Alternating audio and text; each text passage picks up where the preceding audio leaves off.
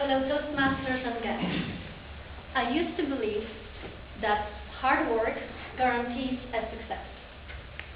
With this idealistic vision of work, I went to my dream job in a corporation. Imagine what was my surprise when I first heard my boss giving me job instructions as follows. Isa, have you had coffee already? I said, no. And she said, well, that's fine, you know, unless you smoke. I thought, here I am, with my head full of ideas on how to make contribution in the fastest growing startup in Poland, and all they want me to do is drinking coffee? Not having nothing to do, I had my coffee, and I impatiently waited for new orders. When evaluation of a trial period came, I find out that I have great results in keeping budget scores. I find out that I am very innovative. Also, they told me that I have quick timing in solving problems. However, at the same time, they told me that I have the lowest in my department score on cultivating company values. When I ask what it means, I find out that I am too focused on work. I am not hanging out with peers from my department, and because of that, they don't like me. In other words, I am not the best coffee drinker.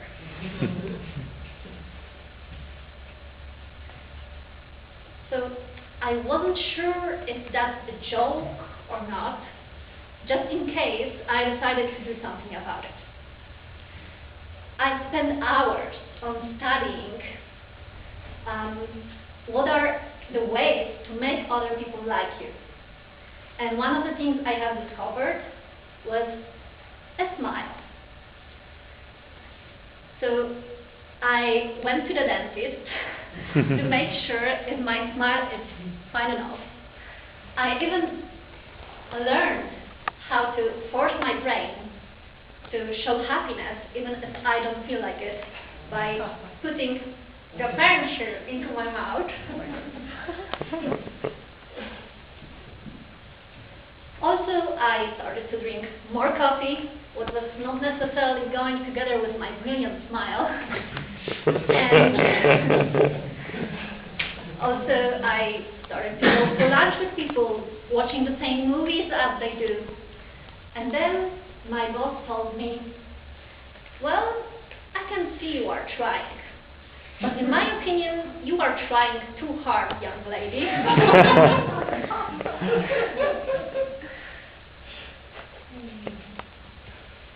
What to do next? In a way to become more natural, I decided to use some assets I already possess.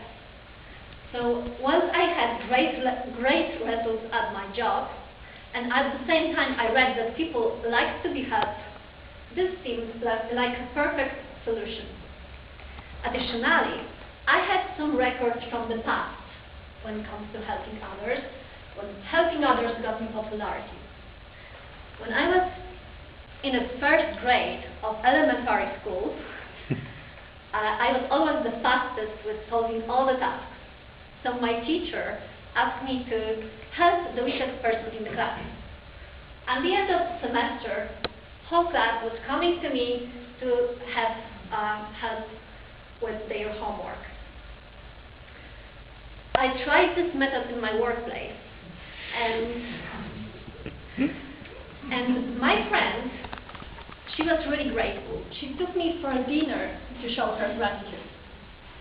But my boss, she said, I'm starting to thinking that you are too reflective, and in fact, it may be a real source of your troubles. So instead of this tiny problem, I started to have a big one. I was helpless. I didn't know what to do. And then I came across some interesting studies about how to be successful in the workplace. It proved that we like to be surrounded by people who are showing imperfections in their work. I was shocked.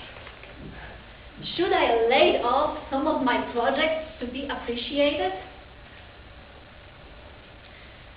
Not having much results and ideas what to do next, I had the reflection that permanent job is not the best thing for me. I'd rather work on the projects where in between the projects I can focus on the things which are very important for me, other than drinking coffee, for example, raising my child. And that was my new idea. Thanks to this whole experience, I find out also what are my biggest assets. This is not the end of the story though. I decided to become freelancer. And this decision got me a lot of popularity inside and out of my company.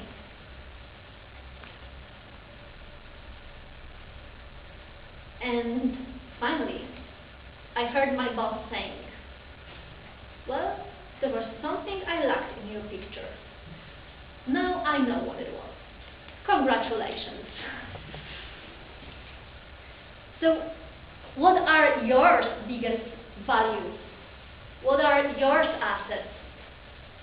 Would you start to smoke because that's the way of getting information and friends in your company? Well, if you like to smoke, that's fine, but if you don't force yourself. I'm pretty much sure you can find any job that will be even well paid. Just remember about finding your biggest assets, and this can be anything, even the thing like sleeping.